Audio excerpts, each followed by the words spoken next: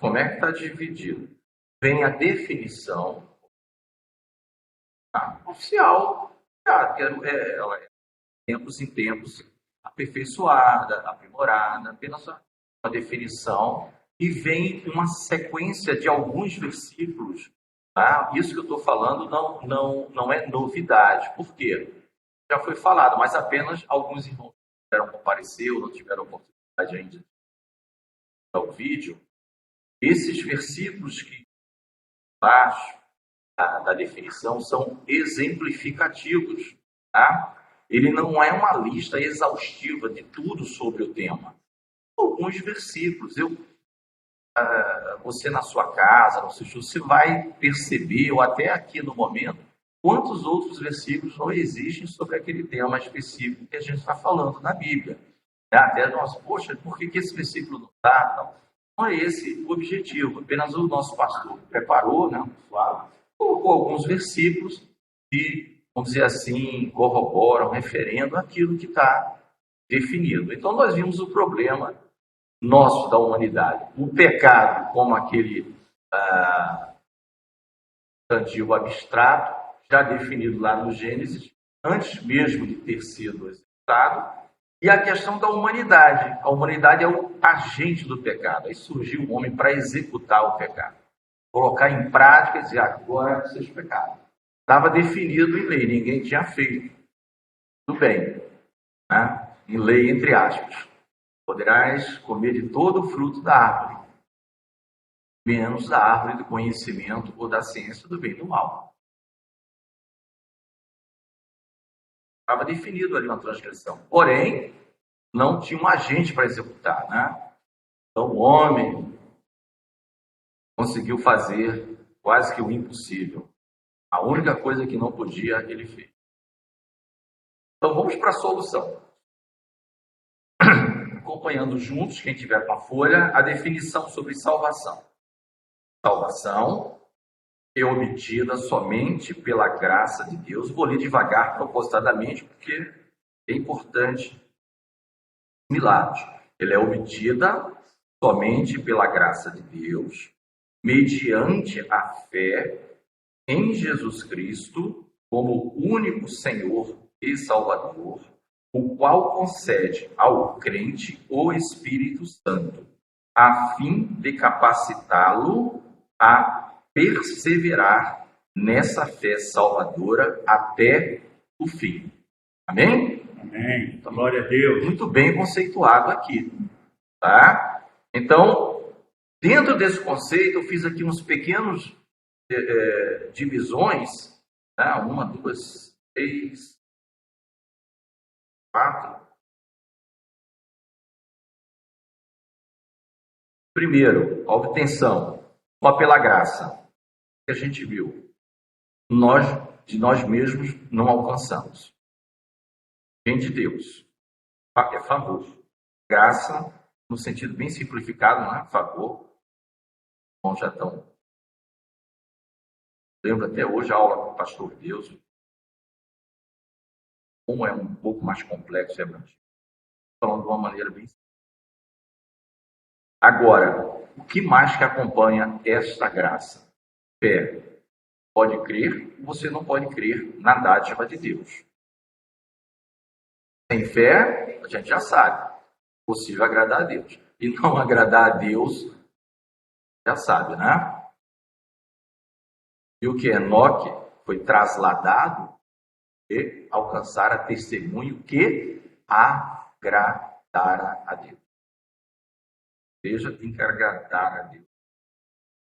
Agora, graça, favor, mediante a fé, mas em qualquer coisa ou em qualquer pessoa que se apresenta, não. Só no Filho de Deus, Jesus Cristo. Fala da exclusividade.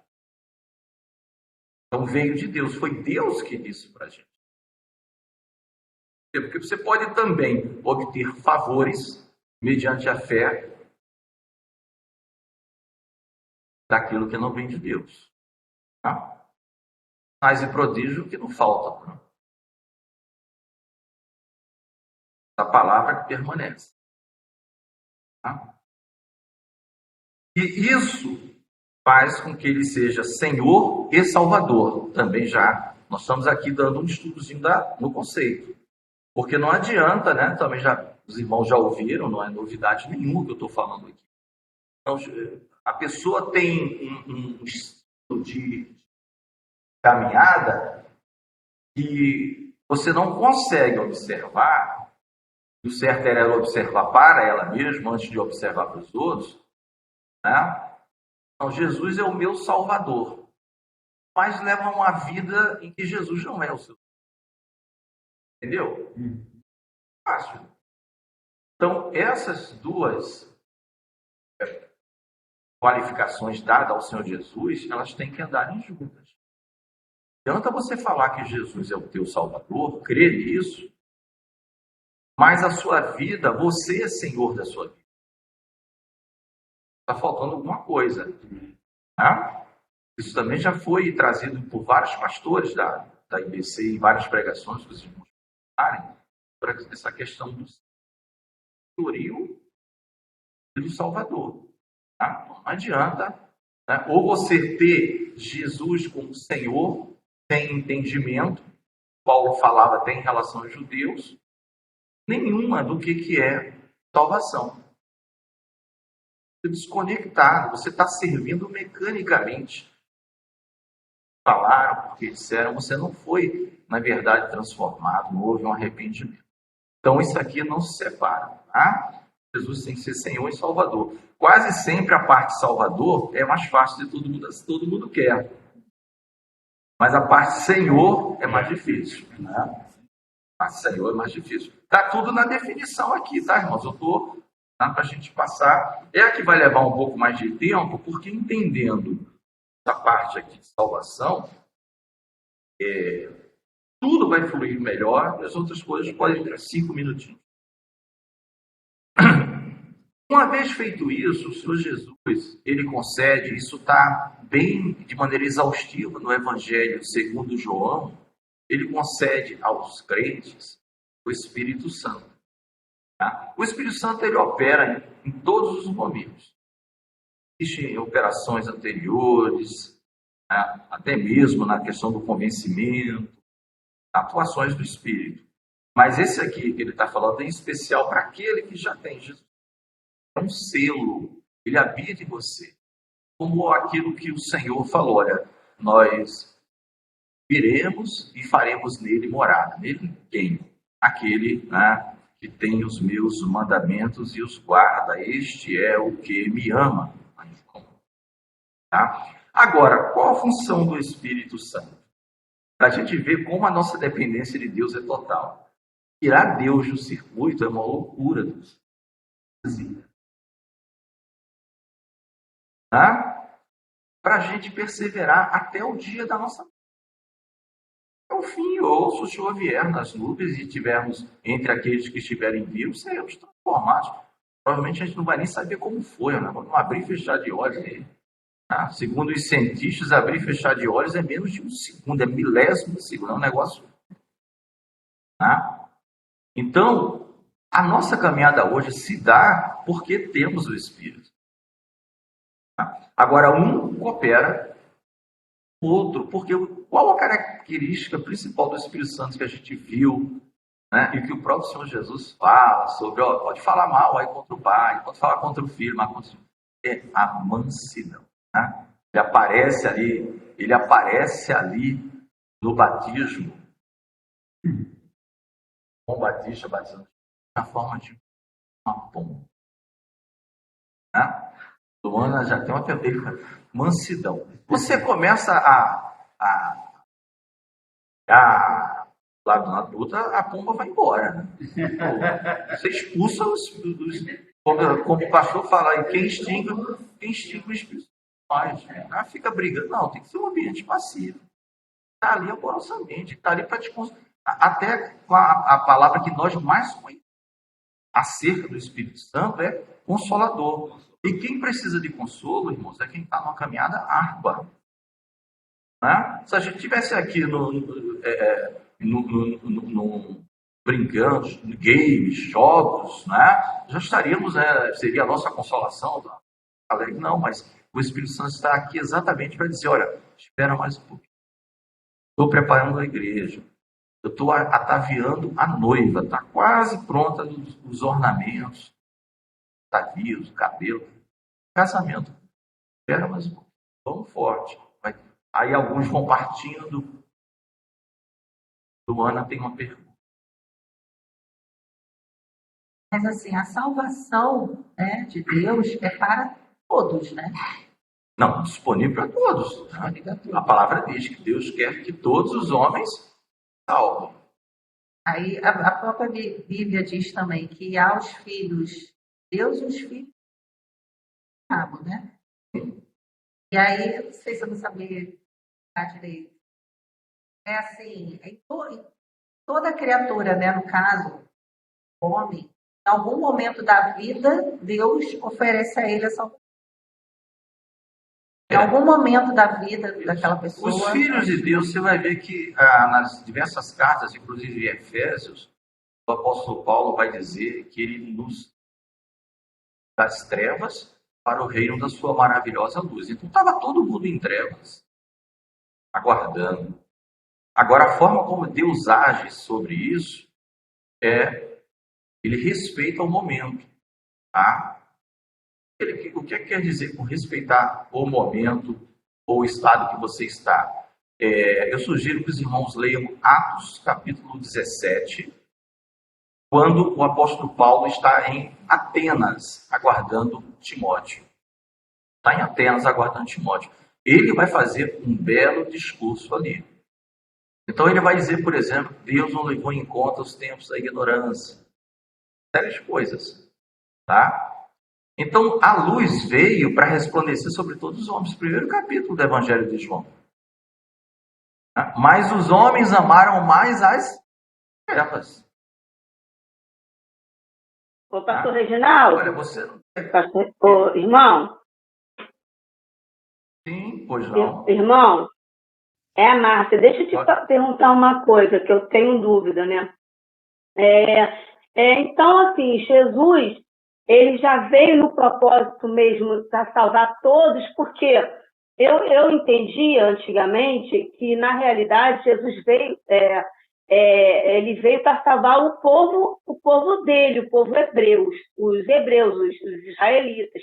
Mas como eles não aceitaram, eles não quiseram, aí foi que ele estendeu essa graça a todos os homens, porque os que eram deles mesmo, da descendência deles, rejeitaram eles. Eu entendi antigamente que era assim. Aí, por causa... Tanto é que tem aquelas escrituras, né, das migalhas que cai da mesa né, do dono lá, e ele fala... ele até fala assim, até os cachorrinhos comem da mesa dos seus donos, né? Aí ele fala assim, sabe, admira a fé daquela mulher. Então, eu entendi antigamente que Jesus ele veio mesmo para o povo judeu. E como o povo judeu recusou, né, essa graça dele, não acreditou, aí essa graça se estendeu a todos os homens. Então, isso aí é errado? Eu entendi errado? Isso é um ponto. Tá? Isso é um ponto. Só que eu separei aqui, eu acho que uns 8 a 10 versículos que a gente vai ver. E a salvação sempre foi pela graça. Tá? Entendeu, Marcinha? Sempre foi pela graça. Uhum. Nunca foi pela lei. Se você conhecer alguém salvo pela lei, me avisa. E eu estou falando do Antigo Testamento. Moisés não foi salvo pela lei. Entendi. Graça. Porque até a situação do Cornélio, né? Peraí, e mais? No Velho Testamento, no Antigo, na época de Jesus, já é dado para nós, porque tudo estava muito como sombra em oculto. Salvação de gentios. Já estava previsto. Entendeu? Salvação nossa de gentios, isso já está previsto. Ruth era o quê? Moabita. Entendi. Inimigo do povo de Israel. Está na genealogia de Jesus. Raabe era o quê? Jericó. Raabe também, né? É verdade. Já está mostrado. Na época de Noé, qual era a lei? Qual era o povo de Deus? Não tinha. Tinha judeu. Não, na época de Noé, que é antes, eu estou indo mais longe. Na época de Noé. Entendeu, Marcinho? Agora, o endurecimento de Israel veio em parte, isso é plano de Deus. Paulo vai explicar isso na carta aos Romanos. Tem 3 capítulos que eu vou sugerir para você ler, 9, 10 e 11 aos Romanos. Pode ler os 3, pode começar do 9 e termina no 11, que é aquele cântico que foi falado aqui domingo passado. Ó profundidade das riquezas, tanto da sabedoria como do conhecimento de Deus. Porque quem conheceu a mente do Senhor para que seja o seu conselheiro, né? Porque dele, por ele, para ele são todas as coisas, glória, pois, a ele eternamente. Amém. Aí vai terminar o capítulo 11. Então, lê o 9, 10 e 11, você vai entender por que houve endurecimento de Israel, que já estava no plano de Deus. Amém? Entendi, tá bom. Amém. Em parte, tá? Outra, só terminando a da Luana, que eu não terminei, mas eu entendi a pergunta dela. Luana, Paulo diz assim, você se faz servo quem você obedece. Então, a pergunta é, quando Jesus vem, ele convida as pessoas a serem servos dele. Vinde a mim, vós que estáis cansados e sobrecarregados, e eu vos aliviarei. É um convite. Tá? Tomai sobre vós o meu jugo, o meu senhorio. Né? E aprendei de mim que sou manso e humilde de coração, e encontrareis descanso para as vossas almas.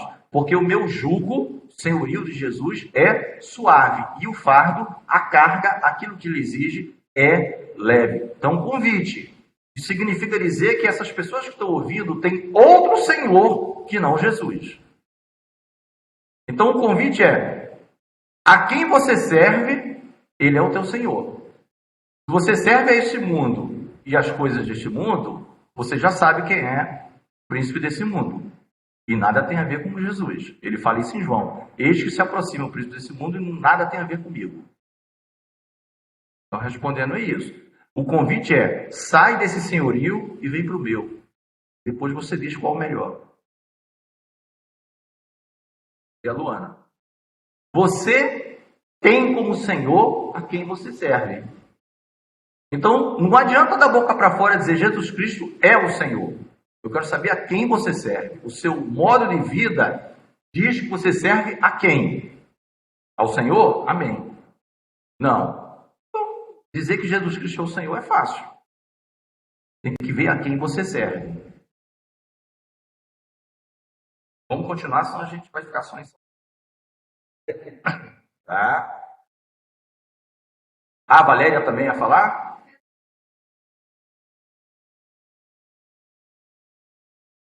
Eu entendi isso, e eu acho que foi isso que ela quis perguntar. Quando ela falou dos filhos do diabo, né? Ela falou assim, o filho do diabo e os filhos de Deus. Eu acho que ela queria saber a questão assim, dessa predestinação, entendeu? Aqueles que já vêm marcados para a perdição, mais ou menos isso. Estou querendo dizer assim, que eu entendi a pergunta dela, para a perdição, e os que vêm marcados para a salvação. É só para completar a pergunta dela. Foi isso que ela quis perguntar. É isso que está confundindo a mente. Isso não. Entendeu? Olha só. Ela acha que não foi isso não. Não. Pode, isso é uma nova pergunta. Olha só. Olha só. Para a gente tirar essa dúvida rápido, vai lá em Romanos 11, 32. 11, 32. 32. Independente do camarada ser filho e tal, tendo marcado para morrer, marcado para viver. 11:32, Valéria pode ler no microfone em alta voz. Porque Deus a todos encerrou na desobediência, a fim de usar de misericórdia para com todos. Amém? Tem alguém que está excluído da desobediência? Quem fez isso? Deus. Agora, o que é que ele quis mostrar depois? Que ele é misericordioso. Alguns aceitam a misericórdia de Deus, outros permanecem na sua perdição. Porque se Deus não fizesse isso, todos iam para a perdição. Então aqui está claro, Paulo diz, ó, Deus submeteu toda a humanidade debaixo da desobediência. Mas com que objetivo? Para usar com todos em misericórdia. Todos, com a misericórdia de Deus, a graça de Deus, que em Hebreus completa essa dupla, sempre nós encontraremos no altar do Santo dos Santos, que nós estudamos isso, onde Jesus está como sumo sacerdote, intercedendo por nós, não aqui, não em templos feitos por mãos de homens, tá? Mas arquitetado e feito por Deus, intercedendo por homens. Alguns aceitam a misericórdia de Deus, reconhecem o pecador, se arrependem, e eu digo, olha, eu preciso, porque se Deus não for misericordioso comigo, eu devidamente tenho que ir para o inferno. É o meu destino. Mas se ele for misericordioso, então ele submeteu todo mundo. Então creio que, por exemplo, nós fazemos parte daqueles que aceitaram e aceitam até hoje a misericórdia de Deus. Outros preferem continuar na sua dureza. Patrícia parece que quer perguntar. Hã? Não, se a sua pergunta for do tema, mas se for do tema, né? Alô? Não, a minha pergunta é o seguinte, é relacionada, porque são dois lados, né? Luz e trevas. Só que o lado das trevas aqui no mundo, ela se apresenta para a gente abundantemente. Desde pequenininho a gente tem acesso a filmes, depois vai para a adolescência, juventude, aí tem um monte de drogas à sua disposição, idade, tudo, é uma apresentação intensa. Né? Então a minha pergunta é, essa misericórdia que você acabou de ler, eu sei que está disponível para todos, mas essa apresentação, ela vem para todos, porque assim, não me parece ter a abundância que tem do outro lado, que é um bombardeio intenso para você estar do outro lado e continuar do outro lado. Claro. Só para te dar um exemplo. Patrícia, você e 1 trilhão de habitantes do outro lado. Tem 1 trilhão, então tem 1 trilhão mais uma pessoas do outro lado. Aí chega o pastor Cleito e Jesus, só os dois. Quem você acha que é a maioria? E Jesus? Quem você acha que é a maioria? Ele ou esse 1 trilhão mais um? Claro que não. Jesus é a maioria. Você e Jesus é a maioria sempre. Sempre. Não pode ter por isso que eu botei esse número exorbitante. Pode ter 1 trilhão de coisas do mal, de pessoas. Você e Jesus é a maioria. Lembra que ele falou do Gideão com 300? Quanto é que era o exército do outro lado? Sei lá quantos mil? 180 mil, né? 135 mil. Pense. Você e Jesus. A luz, João capítulo 1. Quem pode abrir? Vamos lá. João capítulo 1. Você e Jesus é a maioria. Essa quantidade. A Bíblia está cheia de exemplos assim. A Bíblia está cheia de... Não, eu vou ler aqui. Olha, no João no capítulo 1, só para vocês acompanharem. No versículo 5.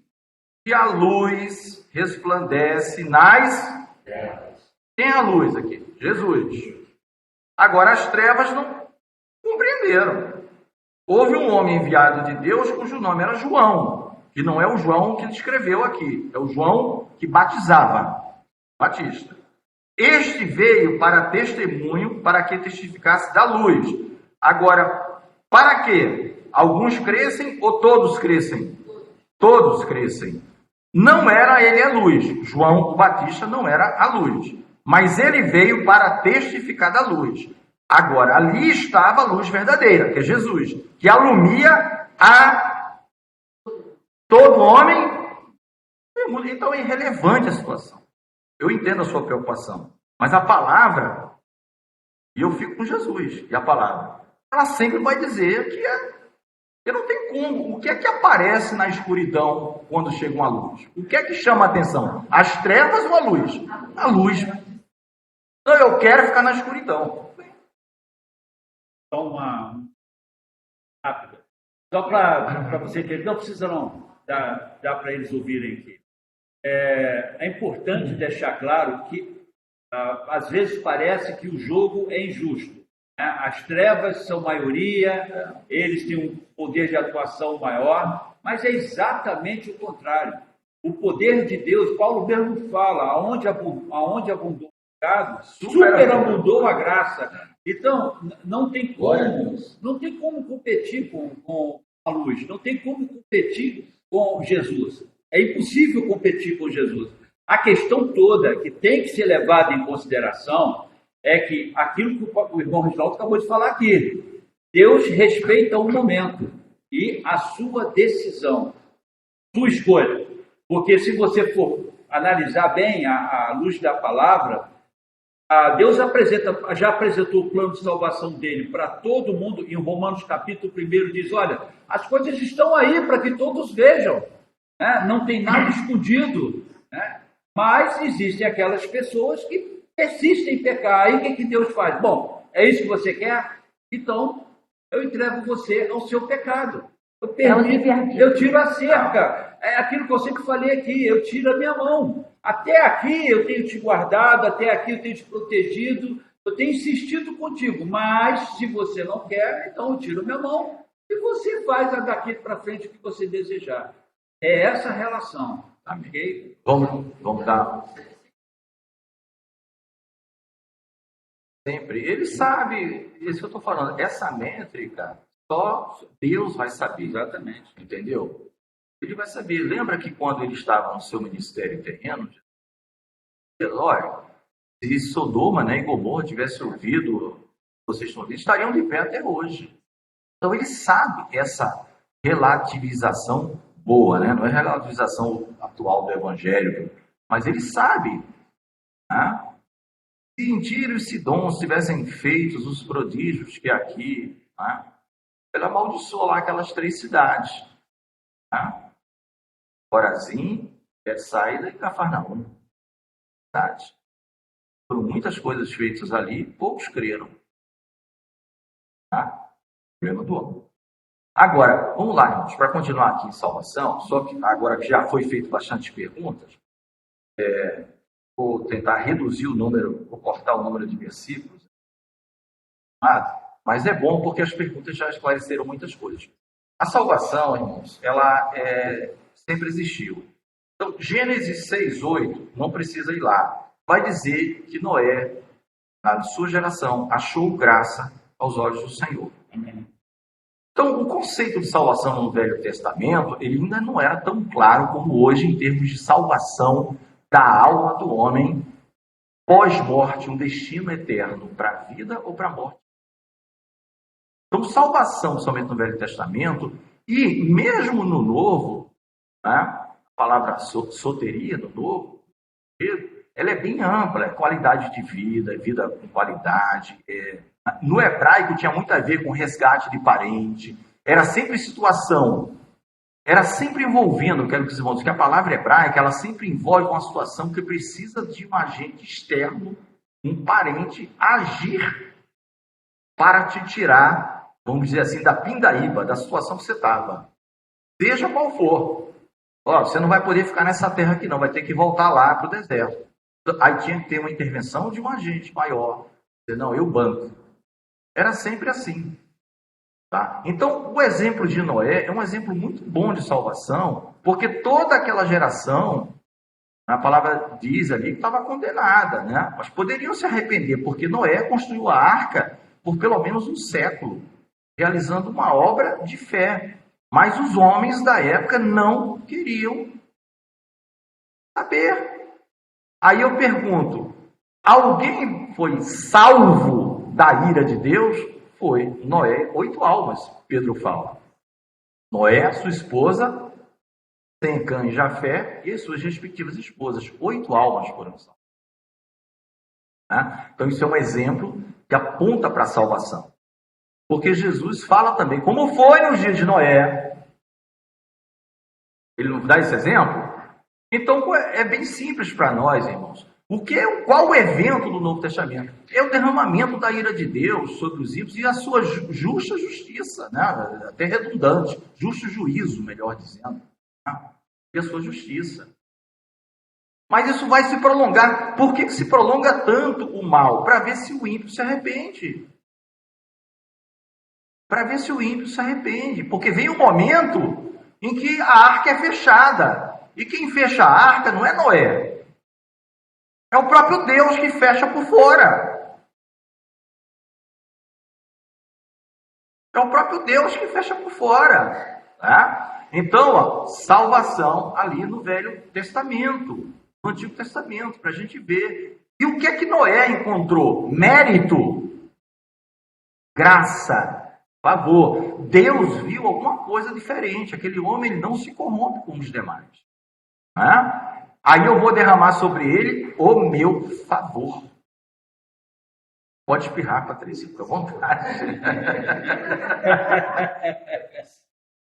Oi, irmão Cleiton. Oi, irmão Reginaldo. Sim. Tira uma dúvida. É a Márcia de novo. Tira uma dúvida aqui para mim. Aonde está escrito na Bíblia, assim, que eu tenho dúvida, porque a gente está vivendo o tempo da graça. Né? Até o pastor Aula falou muito isso. E o tempo, quando terminar o tempo da graça, no caso, é um período assim que já não vai mais haver salvação para as pessoas. Como é que seria isso? É um tempo, quando a igreja for arrebatada? Eu queria entender isso, porque vai ter Não, ela perguntou alguma coisa assim, aonde que está na Bíblia alguma coisa? Você entendeu?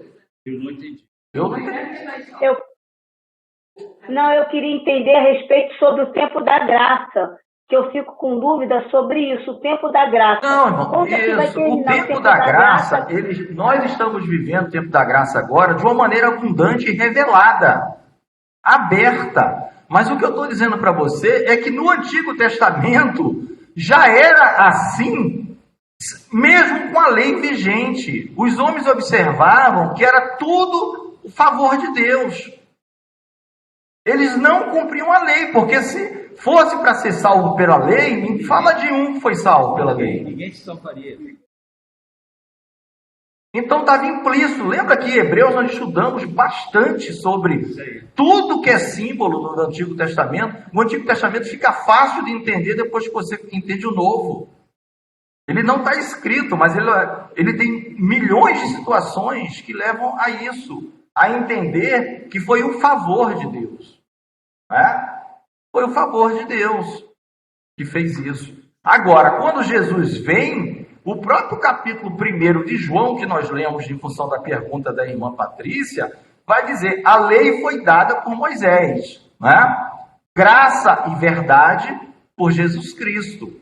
Então Jesus Cristo veio à luz, ele clareou amplamente, falou, eu sempre fui amoroso com você. Sempre. E a lei era dada porque morriam, a gente já viu, ovelhas, cordeiros, todo ano tinha que se repetir aquilo para perdoar pecados. Então, alguns exemplos. O Salmo 68, vou ler aqui, 19 e 20. É um salmo de Davi. Nós estamos na antiga aliança. 19 e 20 diz assim: bendito seja o Senhor, que de dia em dia nos cumula de benefícios. O Deus que é a nossa salvação. Tá? Então ele já entendia ali que dependia única e exclusivamente de Deus a salvação do mundo. E não da observância das leis, embora eles nunca descartassem, porque ela estava em vigor, mas ele quando cantava, senão ele depois do pecado com Batseba, ele se suicidava. Ele não ia fazer o Salmo 51. Já morri, não tem opção? Teve favor de Deus? Claro. Graça. Teve favor de Deus. O 20. O nosso Deus é o Deus libertador da salvação. Isso é do Antigo Testamento. Ó. Uma das coisas usadas para a salvação era a libertação. Era sempre no sentido, tem alguém nos oprimindo, aí vem um libertador. Fomos salvos. esse conceito foi bem ampliado por Jesus para dizer, olha, é o final da vida, é a morte. Quando se termina a sua jornada aqui, ou a sua alma vai para a vida eterna, vai para a vergonha eterna, como diz Daniel. A expressão usada por Daniel no capítulo 12 é vergonha e desprezo eterno. Daniel, capítulo 12. O último capítulo do profeta Daniel. Tá? E aí ele diz assim, os sábios entenderão isso. Vocês, os sábios, vocês entenderam, por isso vocês estão aqui, servindo ao Senhor. Tá? Então a gente viu aqui, ó, eu estou citando coisas do Velho Testamento. Vai lá em Jó, quem pode ler Jó 19, 25?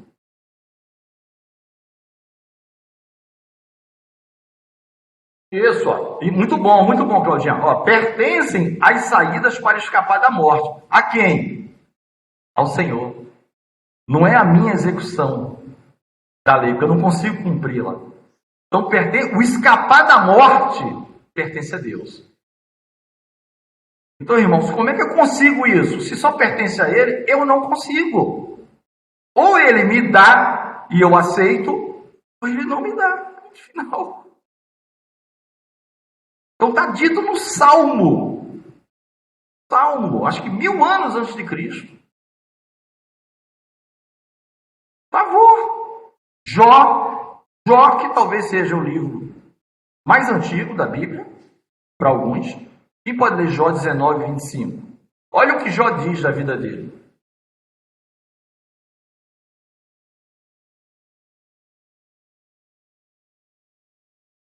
Porque eu sei que o meu Redentor vive e que por fim se levantará sobre a terra. Opa, Jó precisava de Redentor.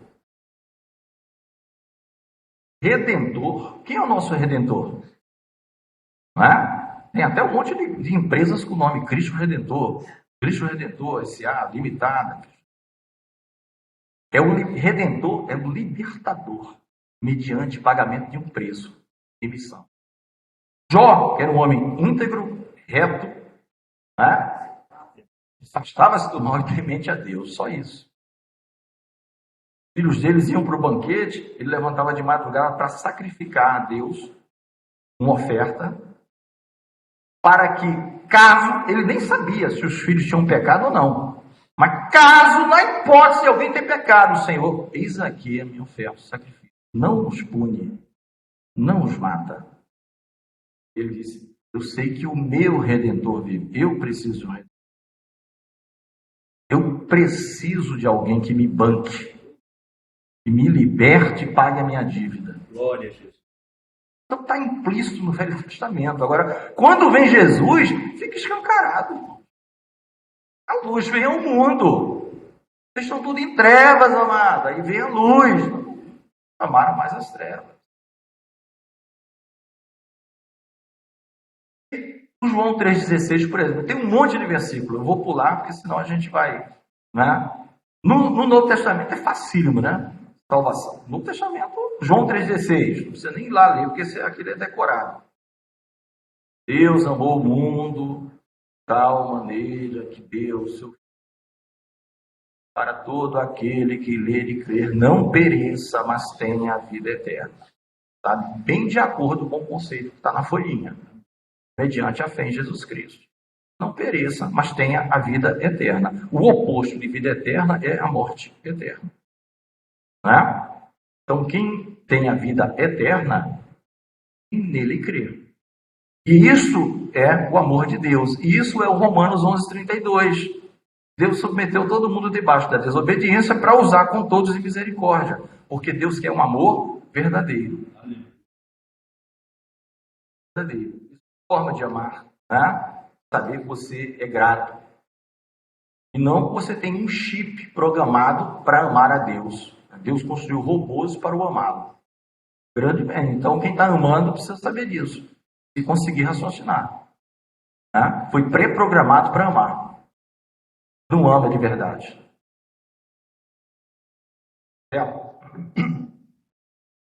Vou passar para a cruz. Então, isso é salvação, irmãos. A ideia ficou muito, pelo Velho Testamento, ficou muito fácil. Muitos versículos. Mas as perguntas já... Pode ver, eu vou só mais uma. Salmo 37 e 39, lá do Velho. Por que eu estou indo para o Velho? Porque no Novo não tem nem graça, né? Tão claro que está. Salmo 37, 39. Mas a salvação dos justos vem do Senhor. Ele é a sua fortaleza no tempo da angústia. Amém. Era assim que eles pensavam. Se está no tempo de angústia, em algum momento essa angústia vai cessar. Isso era a salvação. De onde vinha? Do Senhor. E se não viesse? Não podia fazer nada, mesmo. Vem do Senhor. É isso que eles estão dizendo. Favor do Senhor. E o Senhor os ajudará e os livrará. Ele os livrará dos ímpios e os salvará, porquanto confiam nele. Qual é a diferença deles para os ímpios? Os ímpios não confiam no Senhor. Os que têm fé no Senhor, o Senhor está dizendo, serão salvos. Mas veio para todos. Mas o grupo dos ímpios querem continuar com a sua impiedade. O Senhor está dizendo que vai fazer essa separação. Entre bodes e ovelhas. Não está dito lá quando ele vier? As ovelhas à minha direita e os bodes à esquerda. Está lá escrito. Irmãos, a cruz é o próximo tema. A cruz diz assim na definição: a cruz foi o meio pelo qual Jesus Cristo precisou morrer para salvar a humanidade. Ao ser crucificado, aquele que não tinha pecados se fez maldição, tomando sobre si os pecados de todos que nele creem, a fim de redimi-los por meio do seu sangue, libertando-os do império das trevas,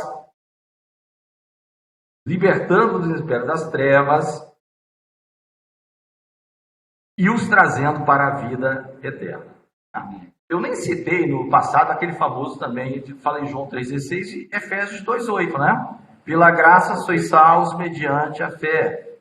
Isto não vem de vós, dom de Deus. É dom de Deus. Então o homem precisa entender, dependente, não é Senhor. Romanos vai dizer isso. Você é escravo daquele a quem você tem. Paulo vai falar.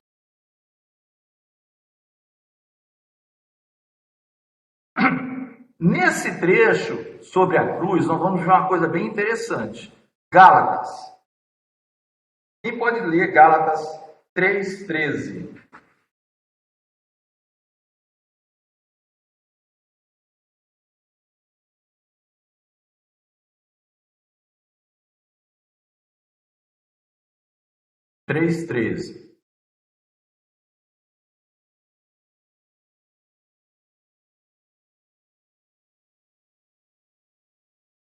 Quem achou, pode ler. Cristo nos resgatou da maldição da lei, fazendo-se Ele próprio maldição em nosso lugar. Que está escrito: maldito todo aquele que for pendurado em madeira. Amém? Amém. Então, o que o apóstolo está dizendo? Olha, ele se fez maldição em nosso lugar. Porque na lei existiam as maldições pelo não cumprimento de determinadas situações. Era maldito. E o lugar, nenhum maldito herdará o reino de Deus. O lugar do homem era inferno. Então precisou de um substituto, daí o nome morte vicária, substitutiva, no meu lugar, para passar por uma morte. Importante você entender o seguinte, já para deixar todos nós, mas quando nós morrermos, irmãos, nós não vamos passar. Não é o pré, não, é o pós-morte, pela agonia que Jesus passou. Isso aí é um detalhe interessante. E Jesus sentiu, ele foi no mais profundo, mas a morte não tem poder sobre ele. Então eu e você somos poupados na morte. Quando a gente morrer, vai ser bênção. O pós não vai passar pelo que ele passou por certas coisas antes de ressuscitar, e nós não vamos passar.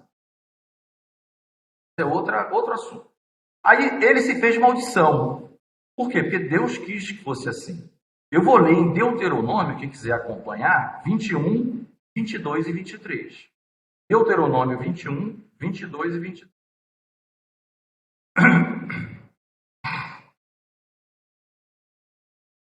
Por que eu vou ler isso? Porque quando a irmã Isabel leu, e dizendo que ele se fez de maldição, tem uma continuação no versículo, né, que ela leu. Porque está escrito, maldito aquele que for pendurado no madeiro.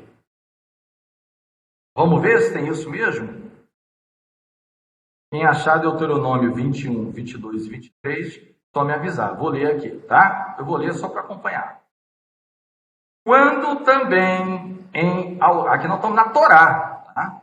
Parte da lei. Quando também em alguém houver pecado digno do juízo de morte, Jesus levou sobre si todas as nossas transgressões, e haja de morrer, e o pendurares no madeiro, pendurado no madeiro, o seu cadáver não permanecerá no madeiro, mas certamente o enterrarás no mesmo dia. Foi assim com Jesus? Foi no mesmo dia. No mesmo dia, morreu no madeiro, tira e sepulta. Era a Páscoa desse. Cumprimento perfeito na vida. Ele só não era isso aqui, ó. Entendeu? Não era digno de juízo de morte, nada disso. Ele estava nos substituindo. Amém? O seu cadáver não permanecerá no madeiro, mas certamente o enterrarás no mesmo dia, porquanto o pendurato é maldito. O que é que a Isabel leu? Ele se fez maldição ou maldito em nosso lugar. Paulo diz o quê? Está escrito. Está escrito? Está escrito. Amém. Assim não contaminarás a tua terra que o Senhor teu Deus te dá em herança. Ele nos purifica. Purifica o nosso coração pela sua morte. Em morte de cruz. Então, esses dois versículos. Para a gente continuar, eu poderia ler alguns versículos de cartas paulinas aos Coríntios, dizendo que Paulo só tem um interesse, pregar a Jesus e este crucificado. Amém? A cruz de Cristo, que era a sabedoria de Deus, ela é loucura, né, para os gregos e escândalo para os judeus. Falei os versículos, só não fui lá ler para a gente ganhar tempo. Amém? Então, salvação e cruz estão intimamente ligados porque fala do projeto, da chamada, da graça de Deus e do modus operandi como Deus quis que ele morresse. O pastor também já trouxe aqui sobre. Era extremamente humilhante esse tipo de morte. Mas tão humilhante que já na época lá da Torá, ele falou: não deixa, ele é maldito. Eu quero que enterre no mesmo dia. Era a ordem de Deus. Para que a terra não seja contaminada. Você tem uma ideia do negócio. Você ter alguma ideia, porque se você souber tudo, você não aguenta. Do meu e dos seus pecados. Quanto custou? A gente entende, e graças a Deus, de maneira limitada, para Deus nos poupar. E ninguém aguentaria se compreendesse igual à compreensão deles. Amém? Amém. Diante disso, irmãos, sabendo disso, naturalmente vem a conversão, né? Para quem aceita. Você sabendo disso, sabendo de que você era digno, de que você era maldito, e agora você crê por uma operação de você se converte ou não, né? No nosso caso, sim. É a novidade de vida experimentada por uma pessoa realmente salva, na qual a palavra e o Espírito estão operando uma completa regeneração em Cristo, que pode ser evidenciada pelo abandono dos pecados e empenho de se viver para a glória de Deus. Tá? Aqui eu separei João 1, 12 e 13. Tá? João 1, 12 e 13. Esse versículo ele é discutido há 500 anos. Mas ninguém percebe no começo, só o pessoal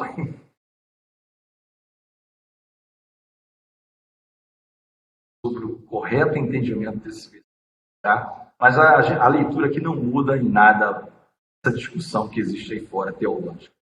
1, 12 e 13. Mas a todos quantos o receberam, ou seja, todos os seres humanos que receberam a Jesus Cristo, deu-lhes o poder, foi dado poder a essas pessoas de serem feitas filhos de Deus. Tá? Não foi automático, mas foi dado a ela o poder. Ou seja, ela pode sim ou não. E você pode negar a Jesus na raiz. Não, não quero nem ouvir, não quero nem vai passar. Eu quero pelo menos dar uma oportunidade de você refletir, pensar e escolher. Quem são esses que têm o poder de serem feitos filhos de Deus? Olha, os quais, aí aqui fala do novo nascimento. Esse nascimento não é nascimento sanguíneo, não é hereditário, não é da vontade da carne, ou seja, não é por questões de um ato natural de um marido e de uma mulher, nem da vontade de algum homem, de algum rei, qualquer coisa desse tipo. Mas ela vem de Deus. É o novo nascimento. Tá? Nascido.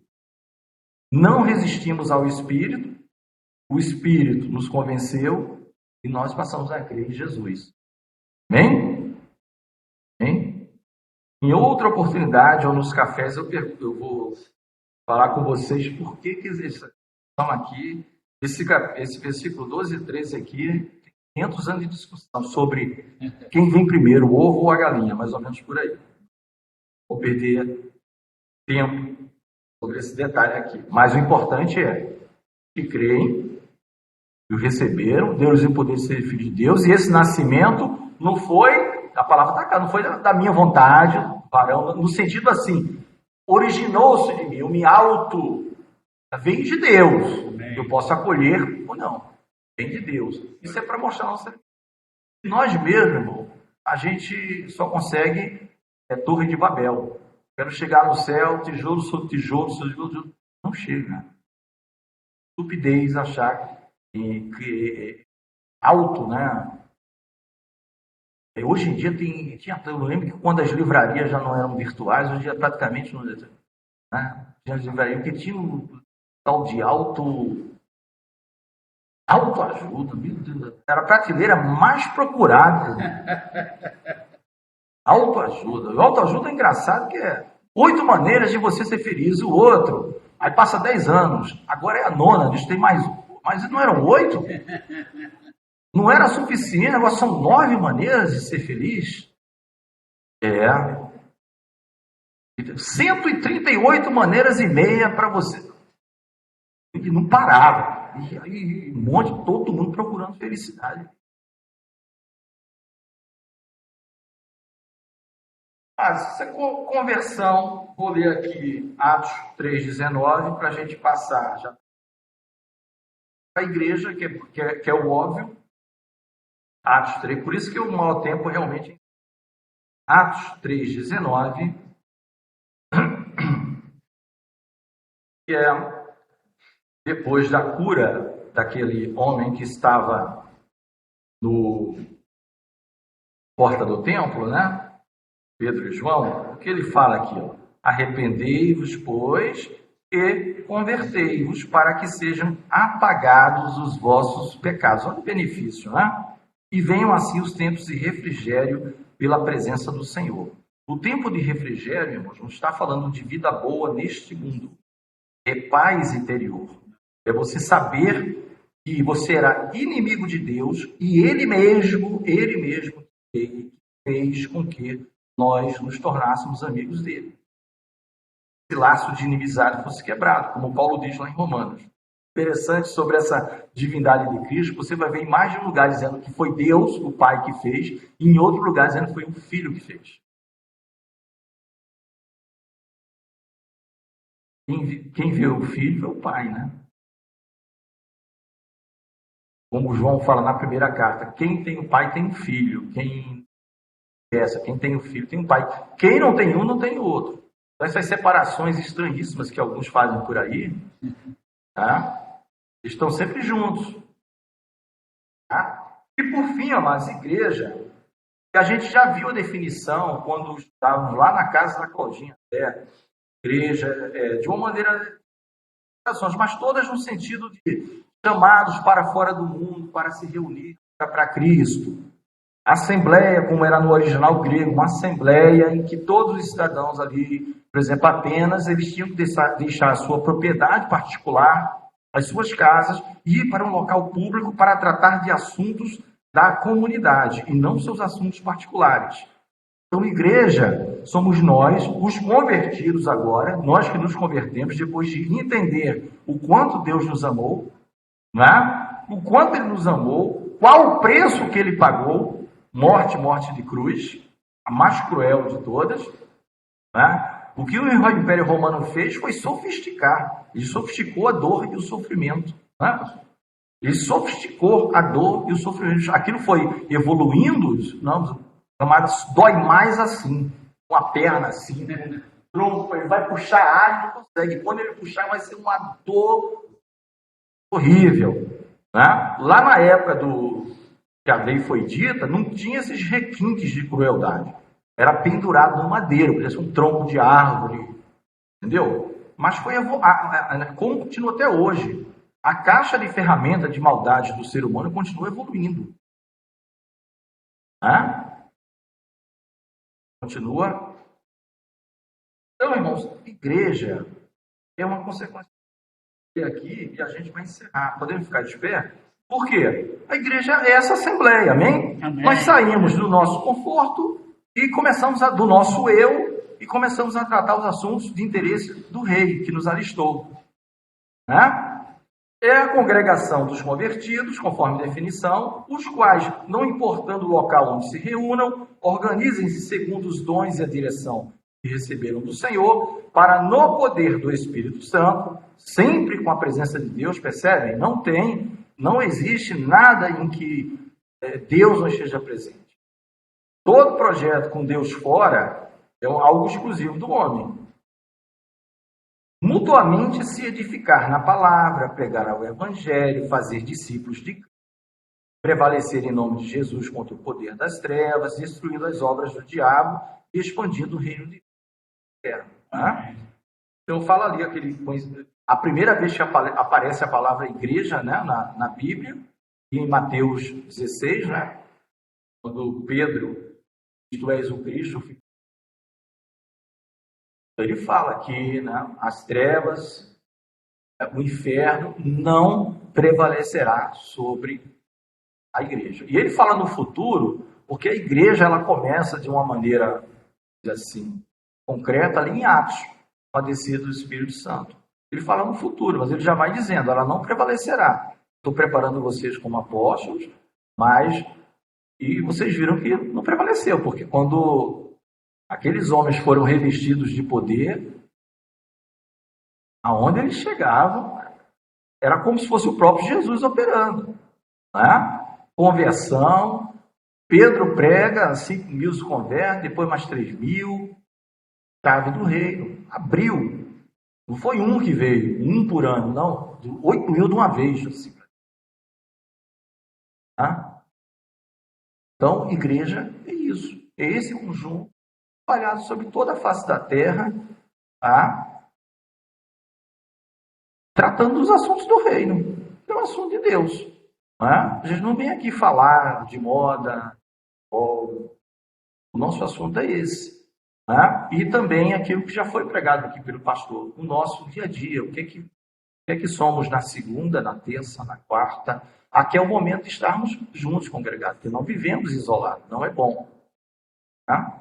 Então, o assunto salvação era natural que demandasse perguntas como a irmã Marcinha fez, a irmã Luana fez, a irmã Patrícia fez, comentários da irmã Valerinha aqui, da Claudinha.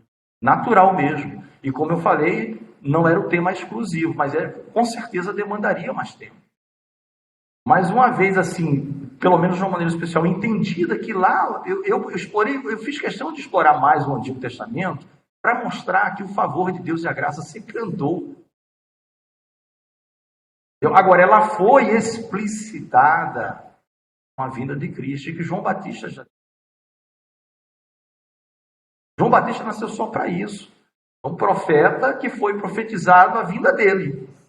Né? Lá em Isaías 40, por exemplo, em Malaquias 3, está profetizado a vinda do João Batista, só para isso. E vem só para isso. Né? Deus, ou seja, alguém tem dúvida do controle das coisas de Deus? De que ele tem, né? Tem. Né? Eu vou terminar e só para ter um texto para a gente ver como a igreja ela é, vamos dizer assim, algo tão maravilhoso, onde né? Quem tem ouvidos ouça o que o Espírito diz às igrejas, né? Maravilhoso. Eu tenho quando aquele Jeroboão assume lá o Reino do Norte, quando Israel é dividido, né? Depois de Salomão, Jeroboão vai para o Reino do Norte e Roboão, que de fato era filho de Salomão, tá? Deus manda um profeta de Judá. Isso é uma outra história, tá, gente? É grande. Tem um profeta chamado Profeta Velho nesse meio. Não sei se você já ouviu a história do Profeta Velho, né? Profeta Velho. O profeta bom, que não é o velho, morre, né? Acaba morrendo. Mas não é o caso. Deus manda ele profetizar contra o altar lá. Então vai lá em Jeroboão, você vai falar com ele. E você vai dizer, ó, porque Jeroboão mudou tudo, não é levita que vai aqui, quem faz culto aqui é o escolhido. Pode ser até nem judeu, nem de Israel. Eu boto quem quiser aqui para ser. Era assim. Tá? O profeta foi lá e disse, ó, vai nascer um rei cujo nome é Josias. Esse rei, se não me engano, é o 20º depois, lá em Judá. E vai acabar com tudo isso aqui. E vai restabelecer a ordem. Ou seja, Deus não só profetizou, como disse o nome do homem que ia nascer e que não era o rei seguinte. Umas 20 gerações de reis. Jeroboão já estava morto há muito tempo. Há muito tempo. Tá? Então, a igreja tem o privilégio de, pelo Espírito, ler, estudar a palavra de Deus, ouvir a palavra de Deus. Tá? E nós já sabemos o seguinte, está para acontecer, né? A gente escolhe o lado, nós já sabemos que o lado do mal será derrotado. Estão falando de nada de escolhido, estão falando do mal do mundo. O mal vai crescer, o mundo vai piorar, mas nós já sabemos do lado que estamos, o lado vencedor. O lado vencedor. Então, irmãos, esses são os convertidos e essa é a igreja, a união desses convertidos a Cristo. Cada ovelhinha é amada. Hein? Cada ovelhinha. E todo ímpio tem a oportunidade. Enquanto houver fôlego, a gente vai orar para que os ímpios saiam das trevas e venham para a maravilhosa.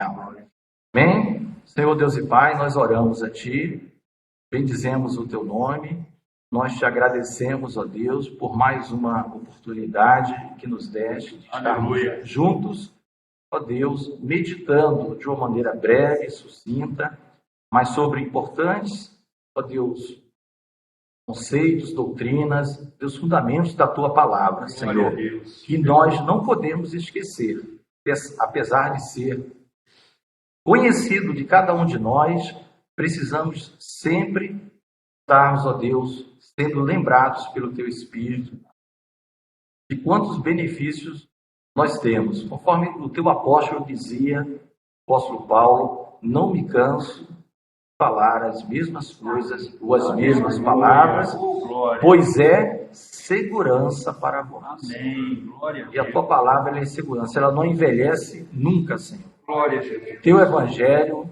como diz a Tua palavra, vi um anjo voando com o evangelho eterno.